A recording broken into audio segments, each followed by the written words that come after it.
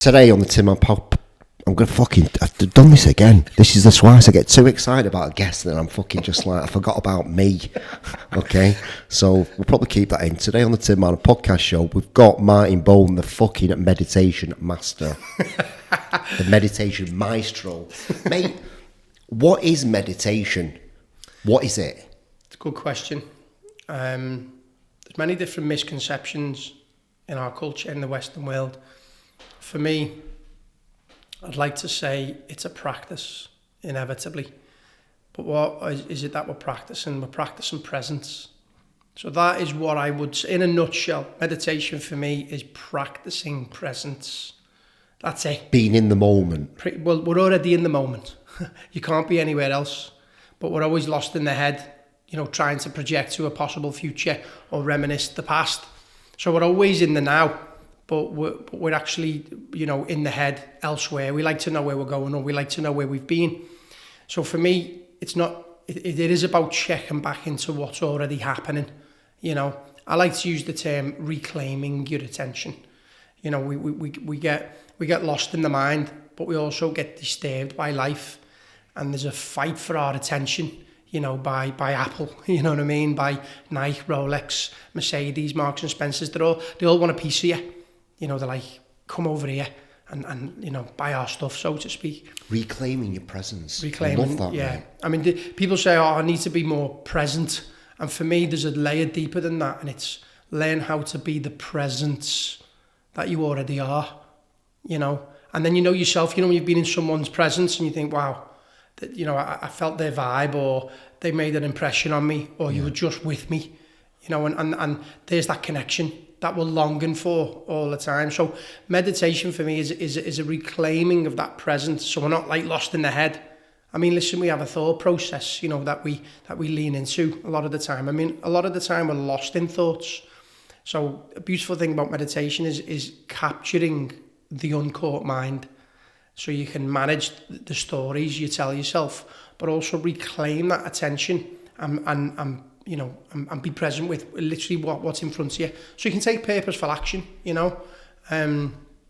That's an inside job, Tim. If you can reclaim your own attention, because where you place your attention is where you place yourself, So for me, you're practicing presence, but you're reclaiming your sovereignty, and this is the language Beautiful I use a lot. Mate. Yeah, it's really nice way you've put it. I think there is a misconception, meditation, it's clearing the mind, and it's like, you'll have a tough job clearing the mind. Yeah. Don't get me wrong, with a lot of the practices, if you're persistent and you come at the practice with a few certain attitudes, then what will happen is you may have an experience that you create space from thoughts as a byproduct of the practice, and you will have a thoughtless experience somewhere along the line. But we think 40 to 60,000 thoughts a day, so you can't stop the intellect. Yeah. The intellect is a natural process of being a human. We think a lot, we intellectualize a lot, and the reason we do that is because we have an intellect. We have the capacity to psychologically make sense of the world. So there's always a voice in the head, which is commentating the world, but also dramatising and catastrophizing, sensationalising, So it's the voice in the head. I mean, you're not going mad. We've all got a voice in there, but it's capturing it. And for me, when you capture it, you can manage the mind better. And when we do that, we tend to find a lot more neutrality with our behaviour, because we try to prove, protect, promote, defend, validate a one-sided bias or a point of view. Yeah, prove's a big one, That's it. So, a big part of the practice is not just reclaiming that presence so you can be here now in your fullness, but also to notice the thoughts that we're entertaining. Because, the thoughts that we entertain manifest in the behaviour, that we actualise into the world. And when we capture these thoughts, we become present, we become conscious, and that is the conscious mind, captured in the unconscious mind. And in that process, we're in a sweet spot. We're actually in great possibility, because you start to respond with presence rather than react out unconsciously. And most of the time, people are tuned out already 90% of the day, people tune out. So they're reacting out the same stuff. You know, you've heard that saying, same shit, different day. Yeah. You know what I mean? And so they're just getting yesterday's information, all them subconscious tendencies, and they're putting onto now, you know, and that's our identity. So when you're present and you reclaim that attention, a lot of wonderful things happen, not just at the level of the body, but you have an opportunity to become somebody new or to make a different decision. Change the patterns. Change the patterns. Is it a one size fits all for meditation, or is it you know, there's different practices? Are you helping people find theirs, or so what goes down in a Martin Bone meditation? Yeah, for me, it's about education. You know what I mean? So I don't necessarily guide people into a practice, even though there's a lot of guided stuff that we do. My job is to educate people on what the practice is, what it's not, the misconception, why it's so important to cultivate and activate a practice in your daily life, and how to do it. Now, there's many different flavors to meditation. You know, a lot of people tend to romanticize the practice, you know what I mean? They dress it up, you know, and for me, I like to stick to the very classical methods, but also to use very reliable methods at the level of your own experience with the body, the breath, the pause between the breaths, and to use them techniques to reclaim your attention. And when you keep things more simple at the level of the practice, from my experience and from the experience of teaching, then you know, you're able to transfer the power that you create in the practice. I mean, inevitably, we're just creating conditions for the body to rest in its nature. And when we're resting in our naturalness, we feel the hallmarks of natural vitality, openness, contentment, tenderness, connection. So, you know, we're just creating them conditions for us to feel what we already are and to access the fullness of it. And it becomes an inside job. So, I mean, again, there's many different flavors to the practice. But for me, when we keep it classical, and we come at it with, you know, certain attitudes, and we prepare well for it, if we do this on a daily basis with consistency, then that naturally, it just moves into your life naturally. You know what I mean? So you start to bring mindfulness into your day-to-day endeavors, you know, whether you're in work, whether you're with your partner, whether you're with your kids, whether, you know, it's like, where have I been there? I've been lost in the head. Boom. You capture it. Yeah. You manage them thoughts. Yeah. And you know, a lot of the thoughts are just assumptions. You know, we're guessing, we're projecting, rehearsing and predicting a possible future. So we capture it and go, okay, that thought's necessary. It's reasonable. Can I act upon it? Yes, then act upon it.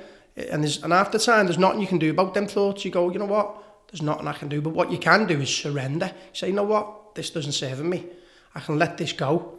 And so you then become the master of the mind. Too, powerful. Powerful. Thoughts are very powerful, you know. And I think when we begin to manage the mind, but you can't manage the mind until you capture them. Capture them thoughts. And then when we capture the thoughts, you know, it takes courage to begin to own how you perceive the world. And then you think, I perceive the world in this way.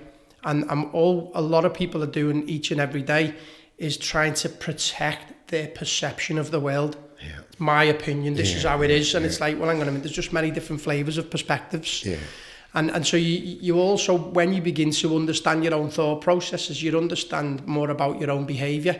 And then as an extension to that, you understand a little bit more about other people, which gives birth to more compassion. And then there's less separation between us. And then there's more connection. And that's what we're starving for. We want to connect. We have this longing to belong to each other. So the practice of meditation is it's a wonderful journey. You know, it's something that I've sincerely, you know, have to give so much thanks for. You know, many years ago. Just talk to me about that then. Talk to me about that journey then. Yeah. How did Martin Bone kind of... I think... I'm feeling like you're a bit of a rapscallion and then something happened. Yeah, no, get it out, yeah. I mean, you know, I think for many years I was inspired by the human condition. Yeah. I always tried to put myself behind people's eyes and, you know, I wonder what they're thinking or I wonder what they're feeling. And, you know, when I think I was asking big questions since as long as I can remember, you know, what's all this about? Who am I? And why do I behave the way I behave? So there was always a deep introspection. And universally, we all know something to be true as well. We have this innate knowing. We know something to be true, but we don't know what it is. And it's like if someone's ever said, do you believe in God? And you go, well, don't believe in God, but I believe in something. And a lot of people say it's quite universal. And then after that, they tend to say, because I can feel it. So there's this feeling that we know, but we don't know what it is. Yeah, part of something bigger part than of, yeah, we're part of something. And so I certainly went after them investigations many years ago. I taught tennis for 10 years. I played tennis since I was a child. And so I was really inspired around sports psychology, you know what I mean? And what it meant to be excellence, like in a sport and arena, on a tennis court. And I started to understand that the lessons that I was learning in sports psychology, take away the sport, it was just psychology. And so what I was applying on the tennis court, I was learning how to apply off the tennis court. So I think there was always a deep inspiration to understand my psychology and the way we psychologically, intellectually navigate our experience. A friend of mine, Keely O'Keefe, this was like probably 2008, 2009, and she was doing some meditation. She was practicing what is known as TM, transcendental meditation. She said, you want to give it a go? And we used to have long, deep conversations about, fascinating things. So I was always very open-minded anyway. And I remember just giving it a go. I just sort of sat there. What is that, mate? Transcendental meditation? Transcendental meditation. What you're doing is you're just sort of going beyond your own belief system. Right, okay. You're going beyond, the mind, your personal constructs, your mental constructs. And then you've got to basically let go. That is a big part of the process, because that's what I struggle with. We hold most. on. Yeah, that's what I struggle with. We hold on, and the reason we hold on is because our ego, Tim Martin, which is our identity, likes to know where it's going. You know what I mean? It likes to know what it's doing. And so we begin to move in. We like a life of certainty, and life's a dance between certainty and uncertainty. But anything that's uncertain or the unknown, it can be scary for us, So we become control freaks. Yeah. You know what I mean? That's definitely me, mate. Yeah, 100%. And that's why we tend to project and predict the possible future, because we like a roadmap. Yeah. So a big part of the practice is almost letting go, surrendering to what is, and that's a process in itself. And I think many years ago, I remember just having this experience. I just closed my eyes, didn't really know what I was doing, but I just felt into a sense of surrendering. And did it come quite natural to you, where you could do it kind of quite quickly? It came quite natural. I just sat, and I didn't try to do anything. So I moved into a place of non-doing. Right. You know what I mean? We're always doing. Yeah, just being. Because there's the principles of life. We've got being, doing, thinking, and feeling. And perceiving. And so there was this we're doing. We're human doings, but there's this human being, and to be or not to be, that's the question, isn't it, Tim? And many years ago, I just sort of stopped doing, sat still, and I had a massive revelation. You know what I mean? There was just this I had moments where I was thoughtless. There was no thought, but there was still presence. There was this presence. But there was no location to the presence, What's that feeling like? Is it a feeling of bliss? It's a feeling, it's a feeling of it's limitless. It has no conditions to it. It's timeless. It's formless. It's shapeless. And that was the first time that you tried it? Literally, First time. I just had this experience, and it was peaceful. And I think, through my 20s, my life was crazy. Yeah. Do you know what I mean? I burnt the candle at every which end you could burn it. And I had this brief moment of peace. And when I opened my eyes, I just burst out crying. And it was overwhelming. And that was my first ever experience of being, and I think from then on, there was this almost you just got basically just a natural connection to this. Well, we all have a natural connection, but the fact that we're alive, do you know what I mean? And I think that connection... But some people just operate on a different frequency. They just operate on a different... Well, it's because... And do you feel like you do? Well, if we get out of our own way, we tend to allow ourselves that natural vitality to move through us. Yeah. When we're in our own way, and when we're trying to protect or predict and defend, this personality of ours. Yeah, I did a causes us mushroom. to suffer. Yeah, I know. I did a conflict. mushroom ceremony, and I was presented in it, Tim. You need to surrender and become nothing in order to become everything. Yeah. And that's exactly what you're saying. And that's a sense of oneness. You know, we're all connected, but what separates us from each other is our labels, is our identity. Yeah. You know, I'm a red, you're a blue. I'm a Christian, you're a Jew, you're black, I'm white. You know what I mean? So then there's all this separation when really on the deepest level, universally, we're all just human beings, and we're longing to connect. And so it definitely, you know, led me on a path of investigation, you know, and wanting more. I only ever really had that experience of connection when I felt like I was in love. Yeah. You know what I mean? Or on the dance floor. Yeah. You know, for many years I was a party boy, do you know what I mean? And, you know, I spent many years, you know, feet on the dance floor, raving. Yeah. And I always just had that real sense of belonging on the dance floor. And now understanding that when I was totally in the moment. You know, you're not in the head, you're not predicting through possible future, you're not worrying about the bills, you're not worrying about anything else apart, and you're just in it. Yeah. The frequency of the music as well. Well, like, them conditions, you know, their conditions, them where you just feel alive, you know, there's the beat, you know, but there's also this tribal coherence because everyone else is having the same experience. No one's in the head worrying. Yeah. Everyone's letting go. Everyone's energies. So you feel this vibe. Yeah. So it's tribal. You feel this oneness. So I felt that on the dance floor, felt it when I was in love, and then I felt it in meditation. And not long after, I went to my first yoga session, yoga class, about 2010. I went along with my dad, and he'd already been going to this class, this yoga class in Liverpool, Yoga Nation. And he just said, listen, you need to come with me. He said, this is unbelievable.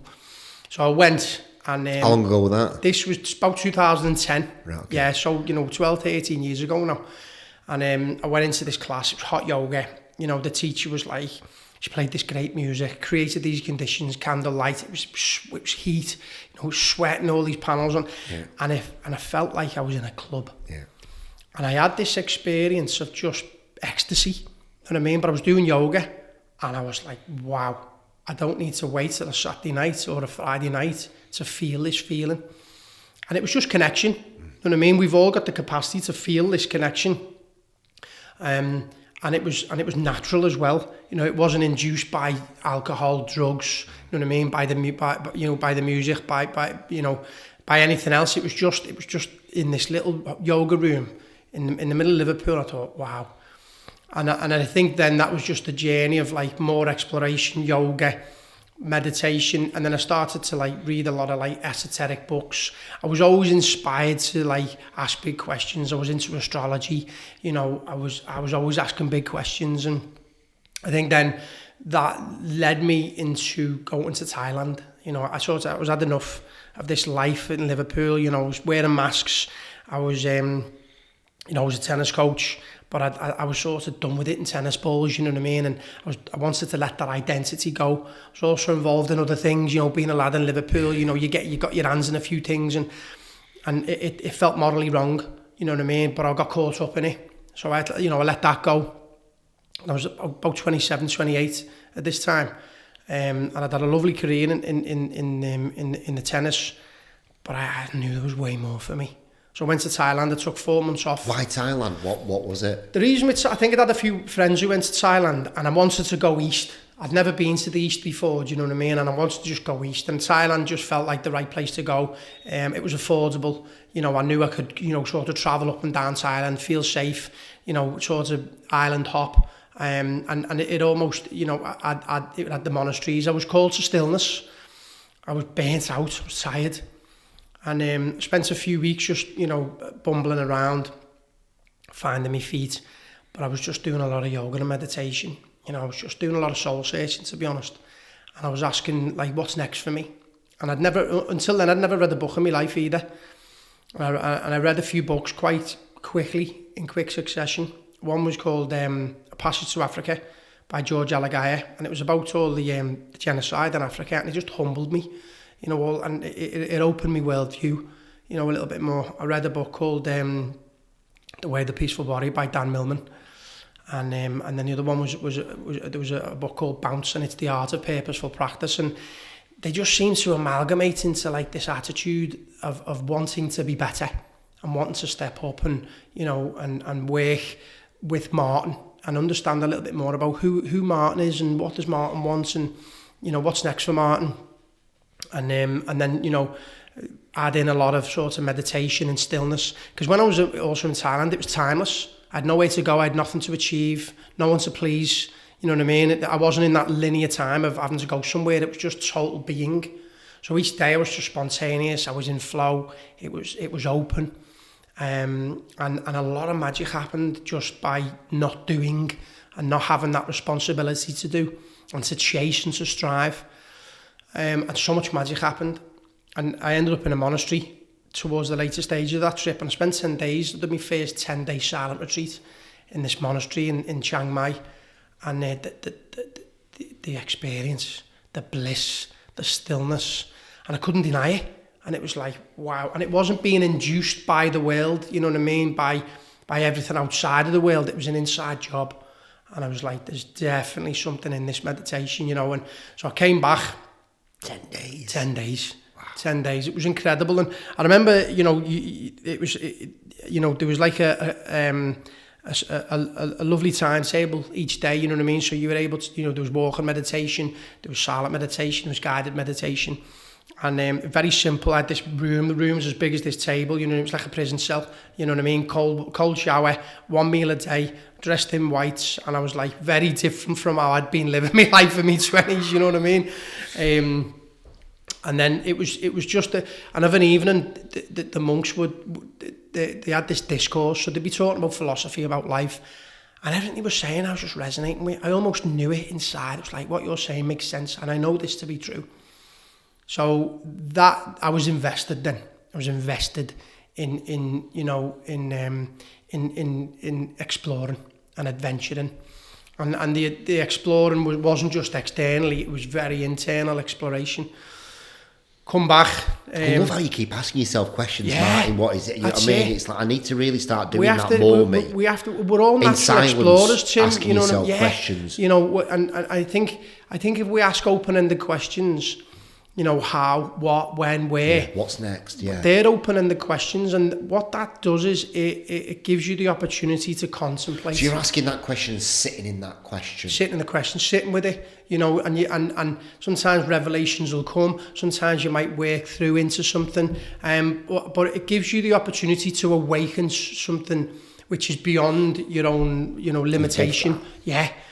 So come back from Thailand, and the chain of events brought me to open up, you know, a yoga studio in 2013. And so it was just a totally different life. It was a holistic life, you know what I mean? I come out sort of a tennis world, you know, a world of criminality, a world of madness, you know, and I went into this holistic world. The friends that you come back to, obviously you still got friends when you went away, when you came back. Did you have to kind of get rid of those people? Do you know what? Around I've you been then? really fortunate, because a lot of my friendship groups are really good lads, and they were, you know, and some of them are my, you know, closest friends today. Do you know what I mean? There was definitely a bit of a separation, you know, maybe a few people I had to let go of and did let go of. But, you know, they were all in their own process themselves, you know what I mean? And I just sort of definitely went on a bit more of an individual journey. But within that, met loads of new people, you know, and explored many different, you know, new relationships. And I'm so, you know, I'm deeply grateful for how life's unfolded for me, do you know what I mean? Like, the beautiful thing about having a yoga studio was that all the people came to me. I was just a caretaker, do you know what I mean? You know, just there running a yoga studio.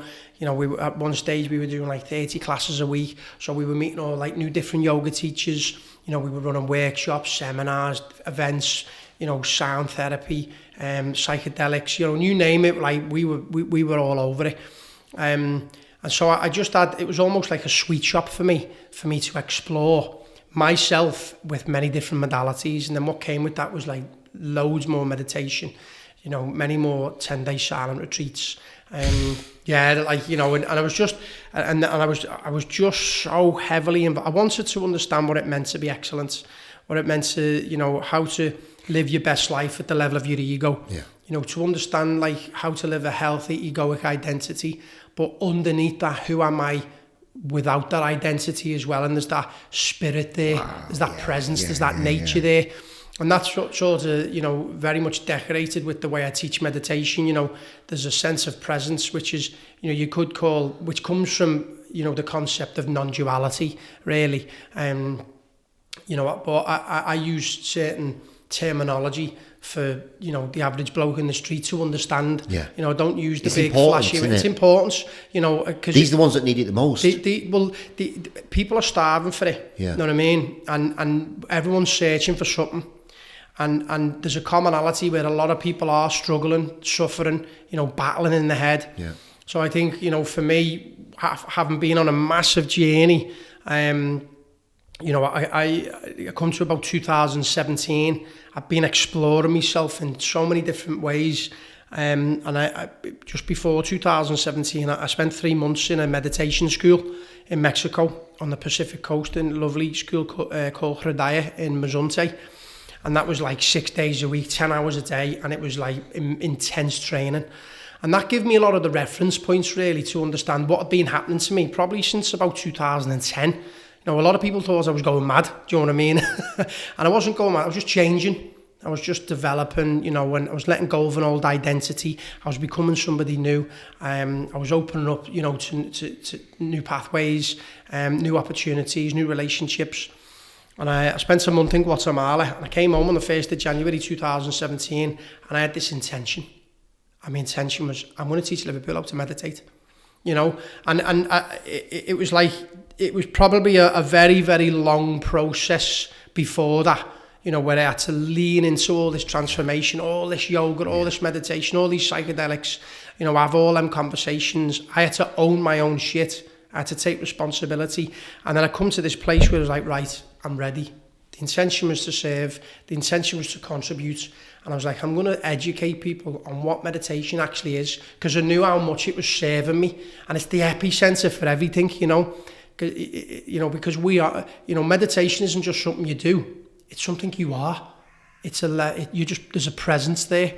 And so when we practice that presence, and then we share that with the world in its fullness, the world's a better place. Yeah. We hydrate the economy when we're being ourselves, when we're out of our own way, when we're living a healthy egoic identity.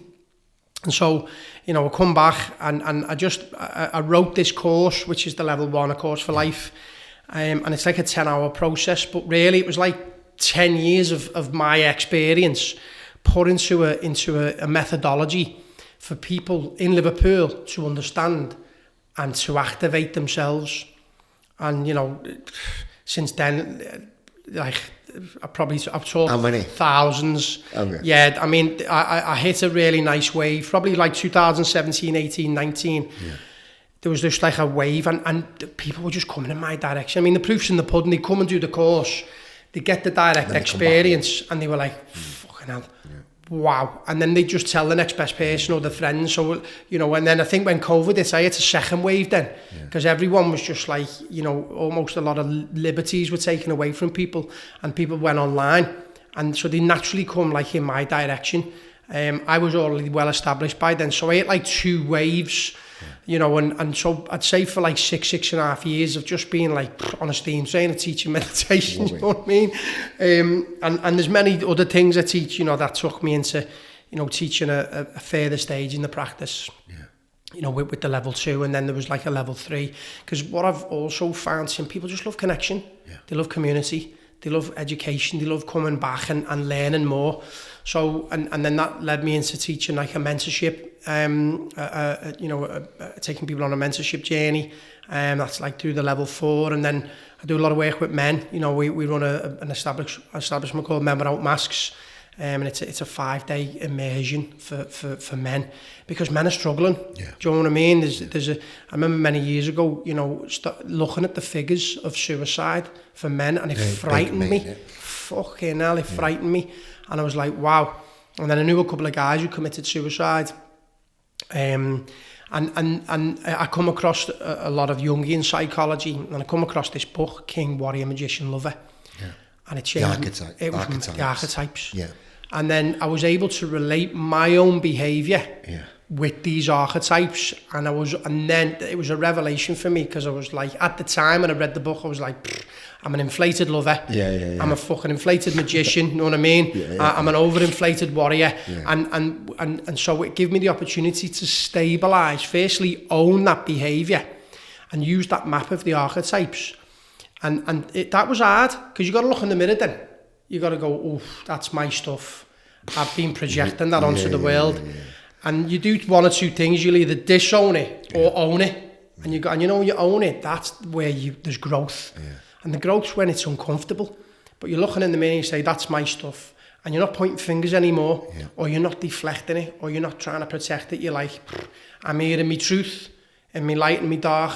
This is who I am. Like me or don't like me. But I'm not. But I'm going to share that authenticity with the world. So that was a big process for me. And understanding that map, leaning into it myself, and now being able to facilitate that for other men, to not just understand it intellectually, but to embody the energy. Because we get stuck in the head. You know what I mean? You know, especially men, they get stuck in the head. Do you know what I mean? And you know, it's all about reason and logic, and that's fine. That's a level of intelligence we should be listening to. But we're shut off. You know what I mean? You know, especially men, we're closed. So getting back into the body, you know, opening up the heart's a big one. Well, that's the one. It's a big one. We got to take off our armor. You know, as men, you know, we put armor on. You know what I mean? So we become suspicious and vigilant and almost ready. Now, I believe we have to be ready, and we do have to be suspicious and vigilant. What you were talking about. Well, that's it. But you know, when we get back into the body and we begin to actually open up the sensitivity, the intelligence that the heart holds, that's vulnerability. But you know, it's vulnerability seen as a weakness. It's a fucking immense strength. Do you know what I mean? And if we can get back, and that's what, you know, I even say to people, like if they're coming to practice meditation or practice presence, or even in the yoga class, I'll say, for me, we're not practicing yoga here, we're practicing vulnerability. Do you know what I mean? And if we can get into that space where we're really beginning... I like your language, man. That's it, we're practicing vulnerability, you know? I love the way you use your language, man. And if you drop into that, then and you have a direct experience, and we taste that fruit, and we learn how to express it into the world, wow. We you know, for me, that's our job. I feel like we're fulfilling our destiny when we're dropping back into ourselves and sharing it with the world. And some people are going to receive it, and some people are going to reject it, you know. But we've got to be okay with both sides of the coin, Tim. You know what I mean? You know yourself when you've done something for someone and it hasn't been reciprocated. You know, you're in the gym, you've opened the door open for someone, and you haven't said thank you, and you're like, that dead to me. You marked your cards. You know what I mean? And you've got to go, oh, do you know what? Because we have no idea what people are going through. You know what I mean? But we make it all about us. We're the star in our own show. You know, and that's okay. We have to own that. We have to own our qualities. But there's also a level of vulnerability and humility that if we begin to activate, if we begin to feel, then you're a man of the heart. And when you're a man of the heart, you get into more win-win transactions then. Do you know what I mean? Because when the heart's closed, we're in the head, and we make decisions all the time from the head, and not intuitively and spontaneously. You know, because this is also the place of leadership. It's the place of sensitivity. Do you know what I mean? It's the place of compassion. So when we're in the heart, we don't have to try to be compassionate. We're naturally compassionate. We're naturally overwhelming the world with kindness and softness and tenderness. Do you know what I mean? The world deserves that. The world needs that. You know? So it's our job, not just as men, as humans, as women, to drop back into the body, to open back up to the world. Yeah, but the world's going to make us hard. You know, and we do need resilience. We need fortitude. But we also need to be soft again. We need to, you know, open our hands up back to the world and say, I'm here. You know, and can we come together in our indifference? You know what I mean? Yeah, we might have difference of opinion, but it doesn't mean you've got to be my enemy. Do you know? So it's big work. It's fucking big it's work. It's big work. Isn't it? It is the work. Do you know what I mean? You know, and you just know that's your work, don't you? That's your purpose. That's it. But it's everybody. I mean, I feel like it's my purpose to share this with the world, and I do a very good job. You know what I mean? Because I've come to a place to understand that my own direct experience and the way I use my voice and the way I use language, I'm able to capture someone's attention and suggest that what I'm saying is important. Yeah. But Just change that little perspective, just kind of that little seed of, oh, wait a minute, maybe I'm talking universal language as well, you know. Yeah. So it doesn't matter who you are, you know what I mean? I'm not talking rubbish, I'm talking sense. Yeah.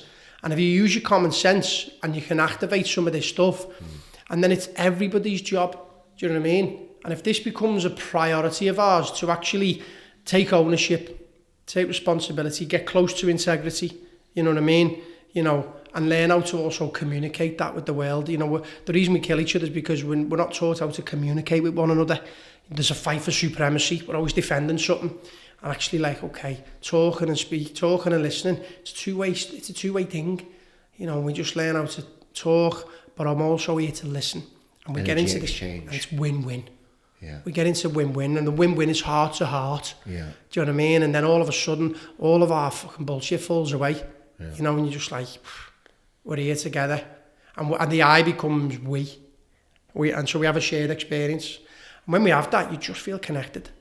And it's a wow moment. And you think, wow, that felt good. I'll do it again with the next person. I'll do it. And that becomes a priority to lean into the day. But you've got to practice this stuff. And this stuff happens at home. It happens in private. Do you know what I mean? You've got to practice being your best self. You've got to practice opening the heart. You know, whatever that looks like. It's not just meditation, it's movement, it's dance. You know, it's cold water, whatever. It's a hot bath. You know, we've got to get connected to nature, you know. So I think if people, you know, have some certain practices to actually activate this openness, then share it with the world, wow, job done. And then if you move into your endeavours, your professional endeavours, your personal endeavours, with an attitude of win-win, you know, abundance. You're just supercharging yourself then, do you know what I mean? You know, you've got an egoic attitude to serve, but you're also serving the world with natural vitality. Oh, come on. You're now, you know, you are a superhero then, you know what I mean? But being a superhero is should be our natural default. Do you get me? Yeah. You know, it's operating from a place of excellence. We should be excelling into the world, you know. A lot of people are polarised in the mind. They're trying to protect the one-sided bias. What does this person want from me? Yeah, all that's suspicious. So when you're polarised, you end up minimised. Do you know what I mean? And when you minimise, you've got no self-worth. You know, a lack of self-belief. Do you know what I mean? And so you're closed. So you do become more suspicious. You know, you are. There is fear. You know what I mean? And you have to notice that part of you which is afraid. And then you got to unpack it, unpick it. And then, you know, because fear is a gateway. Fear is a great gateway, you know what I mean? But we have to move it. We have to be prepared to look at that fear in the face and say, what is it that I'm truly afraid of? I'm afraid to be vulnerable. I'm afraid to be authentic. I'm afraid to be seen. You know, I'm afraid to be acknowledged. You know, I'm afraid that people aren't going to love me. So that's why we promote our image. We inflate ourselves, you know what I mean? Yeah. I need you to like me, so I'm gonna inflate my image. Yeah. Instead of just saying, I'm going to be myself, and if you like me, sound, but if you don't like me, I'm okay with it as well. Right, okay. Do you know what I mean? And we get sound with that's the midpoint. But what happens is that duality. That duality. Well, that is equanimity. We're right in the middle of you know, both sides of the coin. You know what I mean? Right. And that side of the coin is I'm okay with people not liking me. Yeah, but I'm also okay with people liking me. Do you know what I mean? You can't actually have one without the other. You can't. You know what I mean? And when we accept that people are going to like us and dislike us, it's okay. You know? But then, for me, then the relationships become authentic. Do you know what I mean? It's not service level. We're not wearing masks. Yeah. You know, it's not like I'll scratch your back, you scratch my back, and you know, what am I getting out of you? It's actually what can I do for you? You know what I mean? How can I contribute to your life? You know, and you'll get into, people will get into them vibrations, that attitude, when they've done their own inner work. You know what I mean? Otherwise, you'll just be competing with the world. Patterns, competition, comparing, suffering, conflict, separation, minimised, no self-worth, promoting the image. You know what I mean? It's like, it's just you know, and they're the attitudes I know I don't want to be living in. That's the world I don't want to live in. That's hell. That's hell on earth. You know what I mean? And you know, I want to live in natural vitality. That's heaven on earth for me. You know what I mean? It's a battleground in there, or it's a war zone, or it's a Garden of Eden. But you got to learn how to, you know, work with that garden. The garden needs attention on a daily basis. That's where you got to look in the mirror. It starts with awareness. Awareness starts with meditation. Yeah. That's why I do them. That's why the meditation for me is the epicenter of everything, because you're almost you're strengthening this capacity to be aware. Do you know what I mean? You're like a muscle, yeah. And if we work with that muscle each day, then you'll take a look with compassion. You'll take a look at yourself. It's not looking at yourself. We give ourselves a fucking terrible time, and we condemn ourselves.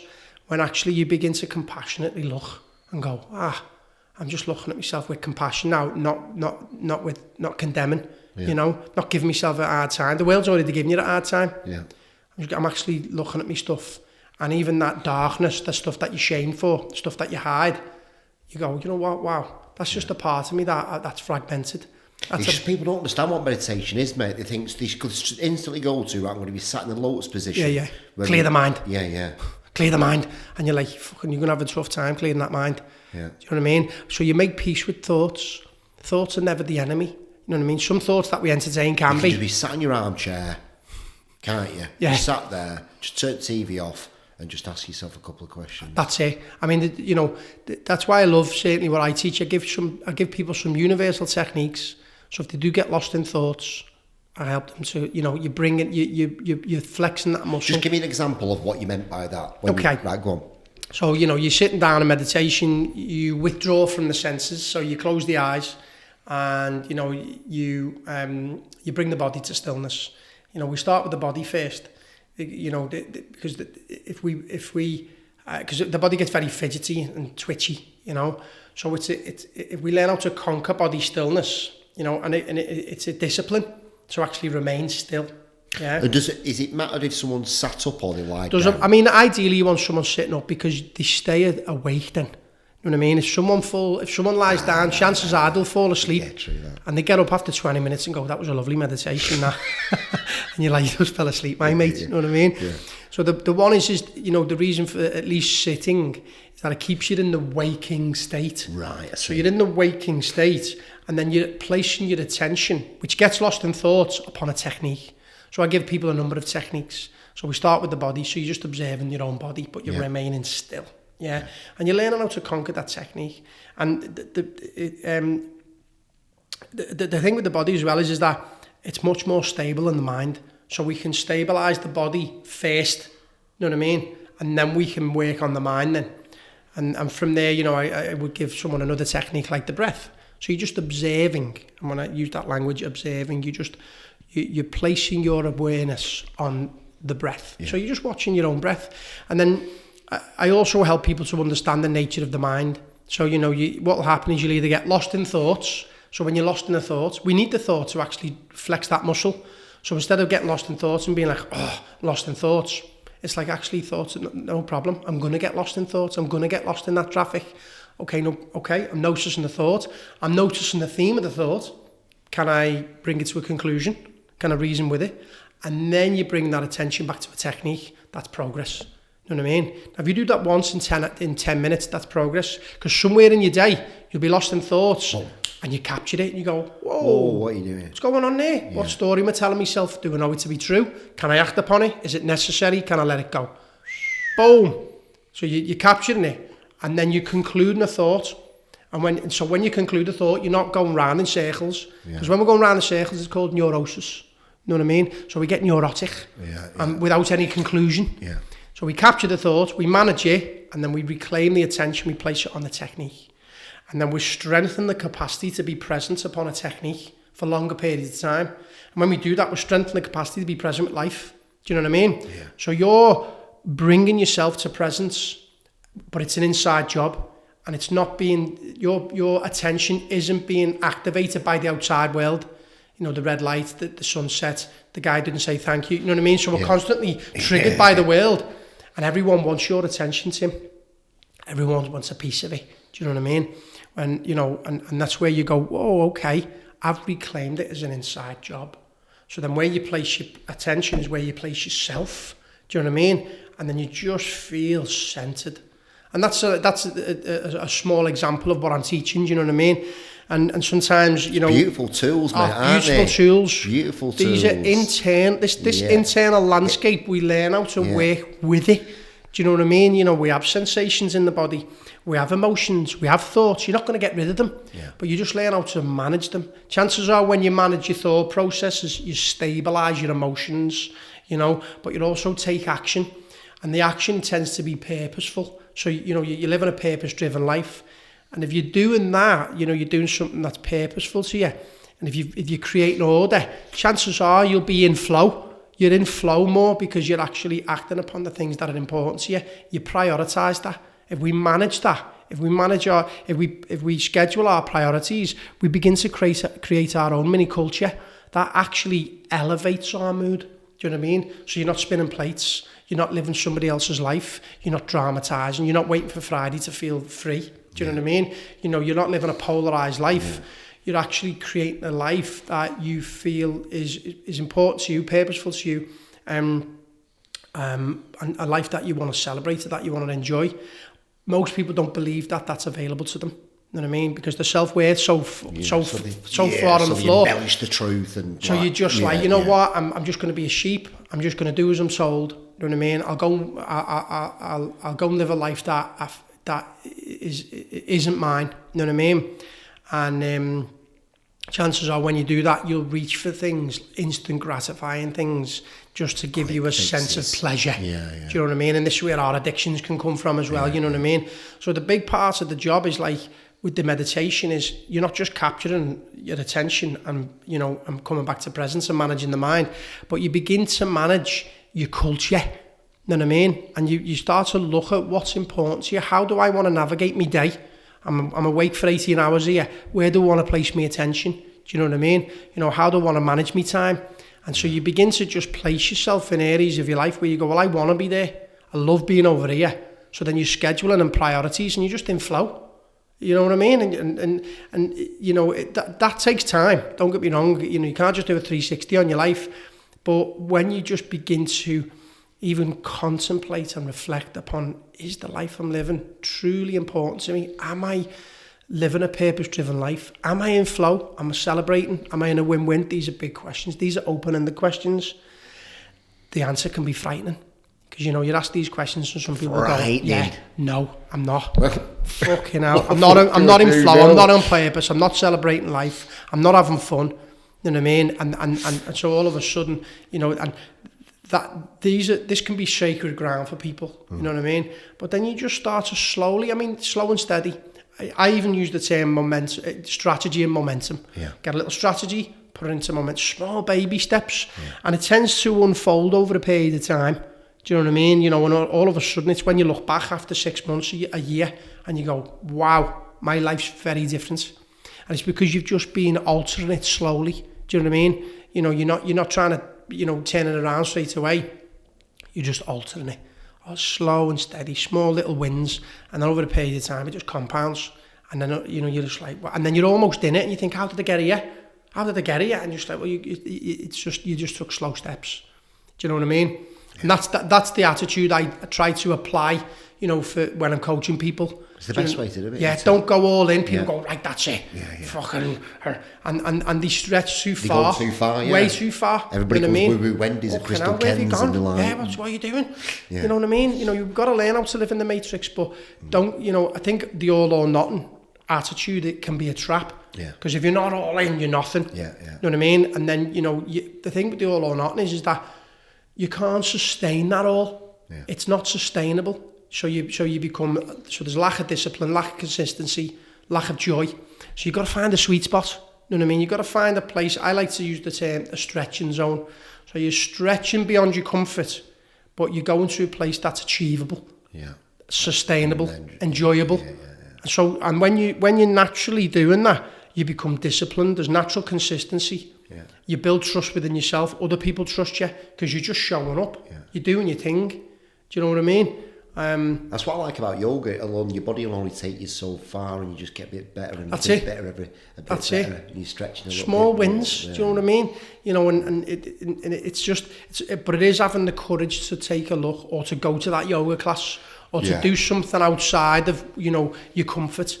People just build a whole wall around their life and go, I'm comfortable here, because we have a desire to feel safe. And so it does take courage to just go to the edge. You know what I mean? So, you know, our job, I mean my job, and you know, stuff that you do, it's like, you got to take people to the edge. And sometimes I have to, you know, take people to the edge, hold that space for them, and then let them go beyond it. I think what's beautiful about you, mate, is you invite people to the edge. It's an invitation, yeah. Because like the stuff that you put out, people have never even thought about it to a degree. Well, they'll kind of come up, and then you help them just stretch on. And I never take people anywhere I've never been before. Do you know what I mean? But there's always just suggestions and invitations. It's not like you need to be here. Yeah. Get over here. It's like, actually, I'm going to take. That's because of the language you use. Yeah, I'm going to take you to somewhere that is going to feel uncomfortable, but achievable. You know, and then whether you take the step or not, I'm here. I'll hold you. I'll support you. And that's it. And sometimes they need an invitation from somebody else first, or they need someone else to believe in them. Yeah. And that's one thing I'm good at. I inject belief into others. It's like, you know, we build a relationship, there's a level of trust, and it's like, okay, I believe in you. I know you've got this. And if you fall, I'll help you. I'll pick you up. You know, I'll help you to pick yourself up, but I'll be there. They've had nobody like that. They've had nobody in their life like that before. You know what I mean? To believe in you. And that is massive. Massive. And then once they've got a feeling that they believe they can do it, away they go. Quick story, I did it last week. I'm teaching my daughter how to ride a bike. So she's 5, and she's been on stabilisers, you know what I mean? Got her this wicked little bike, and she's been bouncing around stabilisers, flying around the park. And I said, right, these stabilisers are coming off now, okay? And she was like, oh, I just didn't want to do it. I said, no, they're off. I said, I believe in you. I said, we've got this. So we're in the park, and she was terrified, then some fear. So it's in the body, there's tension, and she was, and fear, and there was no belief, and she was like, I can't do it, Dad, I can't do it. And I was like, I've got you, babe, I've got you. And I had my hands either side of her waist, and she was going, and she was falling, and I was going, I've got you, I'm not going to let you fall, I promise. And I said, you just got to find your groove. I said, come on, we're going to find this groove together, we've got this. And then all of a sudden, she was pedaling, and then she found that balance, you know, the balance you'd on a bike, she found it, and then bang, she went, Dad, I'm doing it. That was it. That was it. She had the direct experience of it. Right. She had the direct experience of it, and then she felt that belief. All the tension went away. Total relaxation, total trust. Away, she was away then. And like, you know, now she won't shut up. Dad, when are we on the bike? When can we get on the bike? We're going around the park. Can we get an ice cream as well? You know, is Riley coming with us? Got a dog. So, you know, it was just that belief that she could do it, but her body had the direct experience. We have to taste the fruit first. Once we taste the fruit, we know it's available to us, and also the nervous system changes. So we teach the body that how to do it, and then how to, and it's a new way of being, you know. And then we just drill it in again. So then we become competent, you know. And then that's that trust. And if we believe we can do one thing, it can jump into, actually, I did that. Oh, I also believe I can do something. What can I do? You know, I mean, belief's a powerful thing. It's funny because you've got one side of the belief coin, which is I can, and I'm going to try, I'm going to will. And the other side is I can't.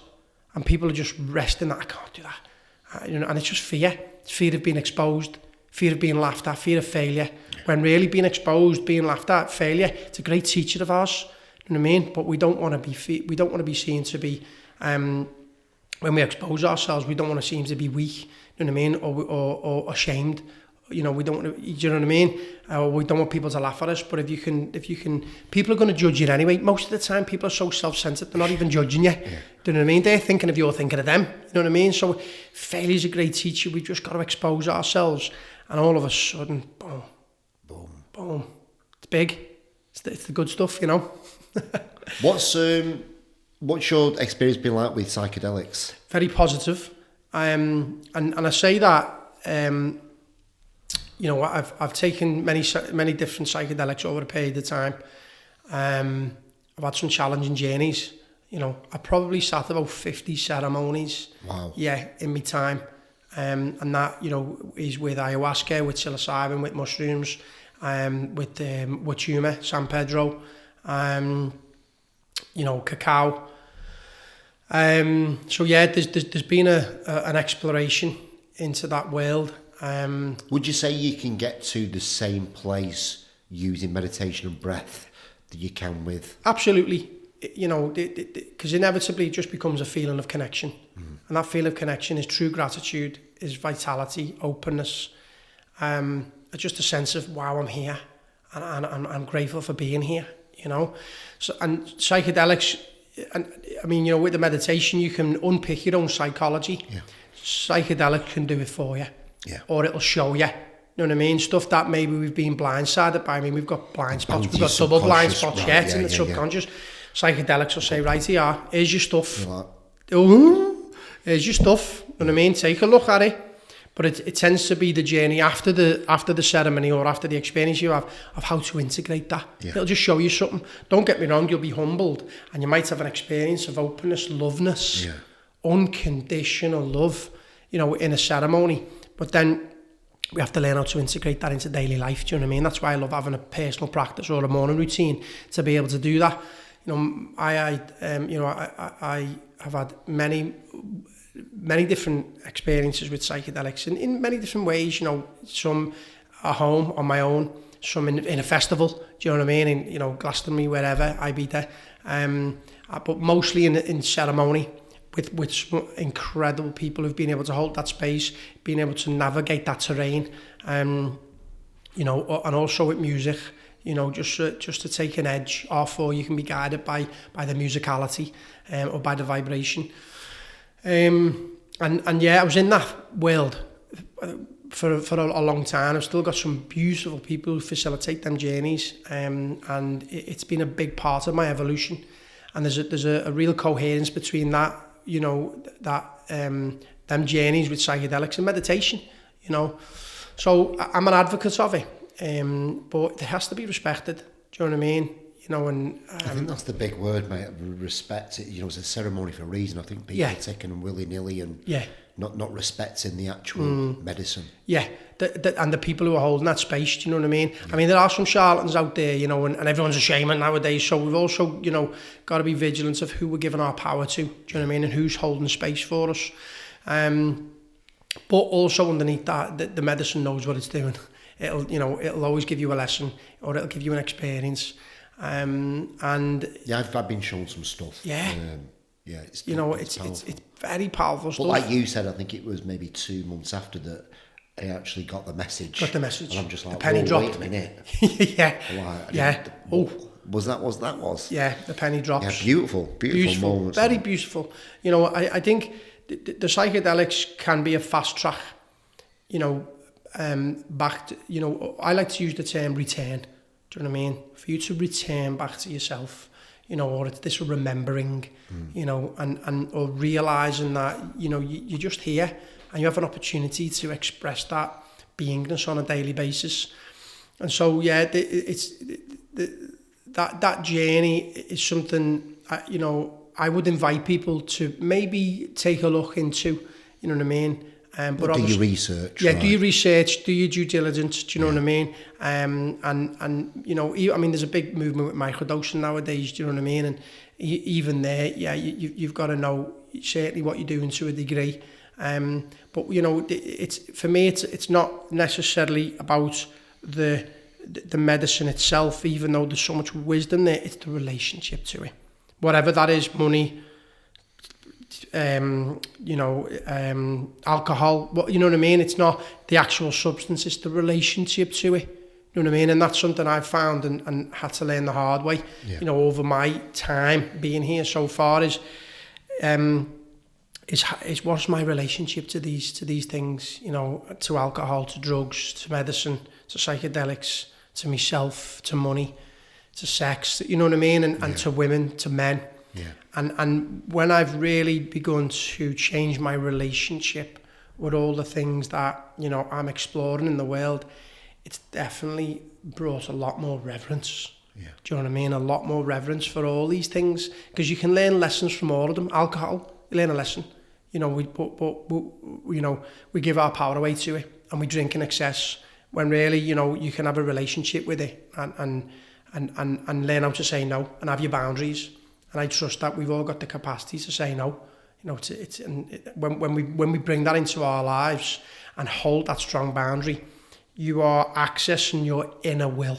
You know what I mean? Your inner will. I've got the capacity to say no. And it's another big process for some things I teach in the world is learn how to find a no with love. You know what I mean? Access that boundary, bring that warrior energy powerful, in. It's powerful. Yeah. Do you know what I mean? You know, because we can get led down a path, or we give our power away to the world or to other people, and we don't feel like we've got the capacity to say, hang on a minute, that's a no, you know, whatever it is. Yeah. So that's a big journey in itself, you know. But yeah, psychedelics been something that very wonderful. When you did them on your home, mate, what was, because I've had sort of like 2 hero doses now, and it was in ceremony and stuff, and there was a lot of people around me. I'm doing this podcast for me, to be honest. Right? And I was just like, I feel like I need to do one at home on my own. I feel there were too many other energies around that I feel, but I'm really scared of it, mate. Yeah. And so you should be, you know what I mean? And like that fear, I want to still respect it and still do my work and stuff, but I feel like the next one needs to be... Having that fear is beautiful. You know what I mean? Because there's a reverence for it. Yeah. You know what I mean? And it can kick your ass. Yeah. I think at home, you know, I've always liked to have maybe a little bit of a smaller dose, you know what I mean? So like 1.5 grams, totally empty stomach. Yeah. But I've just created the conditions at home where like, I know I'm not going to get disturbed. I played my own music, you know, I've got some lovely playlists. And I like to do it in a way where I've just, you know, there's no disturbances. I'm at home. I'm totally empty, 1.5 grams, 2 grams maybe, you know, but I'm nurturing myself. I'm taking a nice bath. Do you know what I mean? I'm getting into the senses. I've got some incense burning, you know, I'm in the garden, you know, and that's a process I've been through at home, you know, and then sometimes it doesn't have to be a heroic dose, you know, but it's still enough to open the channels. Do you know what I mean? And if you invite it and the intention's there, you'll get the lessons. And that's been a journey I've explored over many years, is just having a smaller dose, but creating the conditions at home, you know, where you might be sitting in stillness and, you know, entering that meditation state. Again, inducing it with some really nice tones, some nice music. And I just give myself the day then, you know what I mean? And then, you know, I'll tend to go for a long walk, get my feet on the floor, you know, maybe play a little bit more music, journal a little bit, and then maybe feast a little bit later on in the day. So it's more of a self-care day. It's a ceremony in its own right. It's its own right, you know what I mean? Yeah. And for me, then life can become ceremonial. Do you know what I mean? Like your morning routine can be ceremonial. You know, how you set your space up at work can be ceremonial. Do you know what I mean? And so it's living a ceremonial life. It doesn't have to be with psychedelics. Psychedelics are just, it's a tool. Do you know what I mean? And a wonderful tool at that. But certainly at home, create some conditions, time out, you know, self-care. I'm all about that nature. Yeah. You know what I mean? And we're telling ourselves, you deserve this. I love you enough for you to be able to, you know, for you to do this for yourself today, you know what I mean? You know, again, having that really nice hot bath, you know, getting them incense in there, getting them salts in the bath, buy yourself some beautiful food, have a bit of fruit, knocking that, do you know what I mean? That's how I've done it. Yeah, beautiful, man. And I would encourage people to maybe explore that. You know, I do that with CBD, do you know what I mean? I do that with cacao, it doesn't always have to be with mushrooms. You know, I've come to a place in my life where I deserve that space and time for nature, for rest, for naturalness, to return.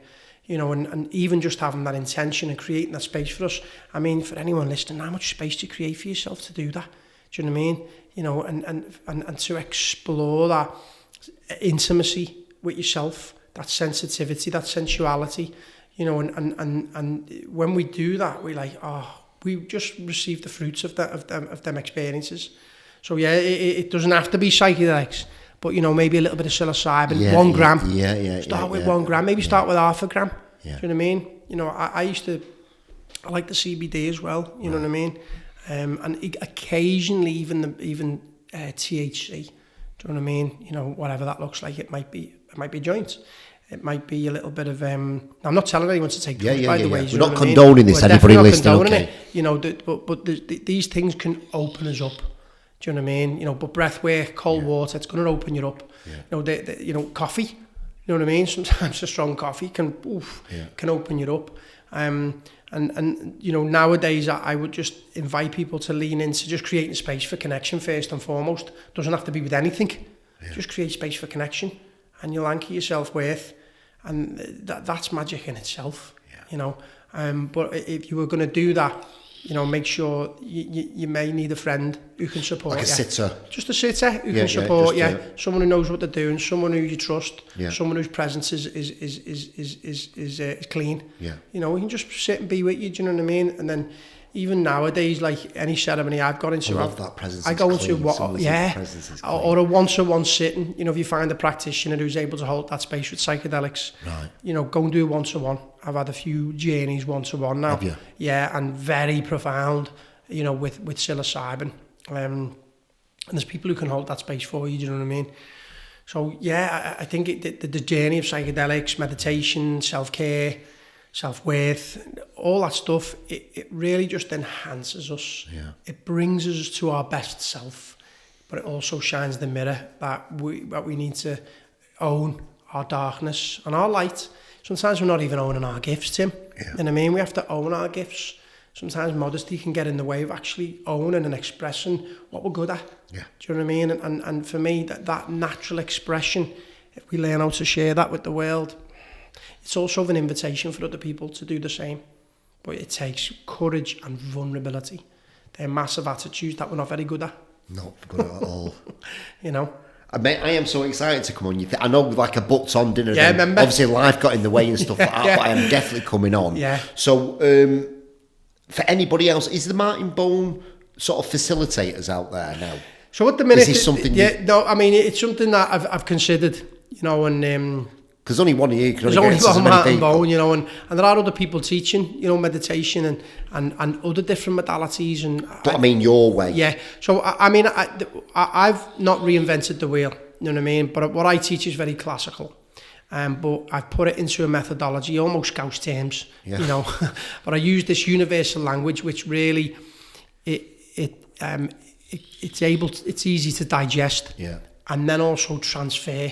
You know, and that's my big part of my job, is educating people so they digest it, but they're able to use these tools in their own mini culture. Yeah. So the Martin Bone sort of meditation ecosystem that I offer, you know, it's just me, but there are other facilitators that that I'm in and around that I would invite people to lean into, you know what I mean? And you got to taste these sweets, so to speak, do you know what I mean? Not get lost in the sweet shop. But, you know, but explore. Anyone who's exploring and adventuring, lean into it. But do it with care, with reverence. If they want to lean into it, they want to lean into Martin Bone. Yeah. How do we get hold of Martin Bone? How do people get hold of Martin Bone? I've got a lovely yoga studio in Liverpool, Planet Yoga. Yeah. So I work predominantly out of that space. I also do some wonderful, like, one-day events from my home. So I'm in Liverpool. And I'm on Instagram. I've got a website, Martin Bone Meditation, and I'm out there. You know what I mean? You know, I'm doing some corporate work. I do a lot of mentorship stuff. But the core of all this is presence, is meditation. You know, if anybody takes anything from this podcast, that's it. Yeah. I'd invite people to come and do the level 1. You know, start there. It's a 10-hour process. It can be done over 2 days, because there's a lot of people who come from outside of Liverpool. You know what I mean? And they come and do it over the weekend. You know, I've had people come from Europe. Yeah. Do you know what I mean? You know, all over the UK. So they come. They can either stay in mine. You know, they can stay in the studio. Or people tend to book a little Airbnb. 2 days, 10 hours, Saturday, Sunday, 5 hours each day. That's a great place. You know, and I'm there to give you some incredible tools, but to help you build this internal landscape, or this map, how to navigate the practice of meditation. Because then you can take away, I know what I'm doing now. And then away you go. You know, you're just giving the people the tools, and then they're able to navigate. So the level 1's the one. That's where, you know, and whether people have got a practice or they haven't got a practice, go there. Yeah. Go into that level 1. It's almost a flagship course, really. Do you know what I mean? What happens in level 2? Level 2 is more of a deepening. You know, it confirms what we've done in level 1. But level 2 is more of a, you know, there's further stages in the practice, you know. And so with level 1, there's a wide perspective on the practice. You give people some incredible tools, some indirect methods to nurture your naturalness and create conditions for that vitality. And a lot of wonderful tools to manage the mind and understand how it works. Level 2 is more of an embodied experience. So we just bring level 1 with us, but there's a deepening. And the deeper we go, the more simple it becomes. And that's really honouring the real classical parts of non-duality and Vedanta. You know, I don't really use that language really. And so like the level 1 and 2, level 1's enough, but if you can get that level 1 and 2, the sort of two halves of the same game, and that's like a 20-hour process then. And if you can integrate that into your life, you will, I guarantee there will be a shift, a natural empowering shift in your life, of more responsibility, more connection, ownership, leadership, purposeful right action, connection, transformation. And then, you know, there's more. There's loads more. Level 3. There's loads level. There is a level 3 that's more about, that's based around affirmations and positive suggestions. And we tend to have a direct experience with an energetic. So an energetic might be patience. So we work with patience for a week. Do you know what I mean? And we have a practice of meditation around that, them suggestions where we're affirming the power of patience, you know. And so that's a 10-hour process. That's a 10-week process. Level 4 is a 3-month journey. You know, which is where you become a Martin Bone. No, not necessarily. That's just more leaning into like leadership. And how does somebody become a Martin Bone facilitator? At the minute, nobody is actually a Martin Bone meditation facilitator. But anyone who comes in my direction and goes through that process, they end up facilitating this work in their own life anyway, whether they're teaching meditation to the kids, whether they're just going on a better journey with the partner, you know, or whether there's change in work. So we're all facilitating, you know what I mean? But I think if you go through 1 to 4 and you go through all of it, do you become a Martin Bone facilitator? You don't, but you would just be a much better person. You know what I mean? I think you'll become a Martin Bone facilitator if you go through all 4. So get booked up with Martin. It's Martin Bone meditation. He doesn't like saying it, but I'm saying it for him. Beautiful. Mate, honestly, blessed for coming on. Yeah, thanks for asking me. I think you've got a wicked setup here, Tim, you know, and I think you've got a wicked haircut to, you know, to go with it. And I'd love to see you in Liverpool. Goodbye, everybody. Goodbye. Tim Marner, what, you're branding with the best. Tim Marner, what, you're branding with the best. Tim Marner, what, you're branding with the best. Tim Marner, what, you're branding with the best.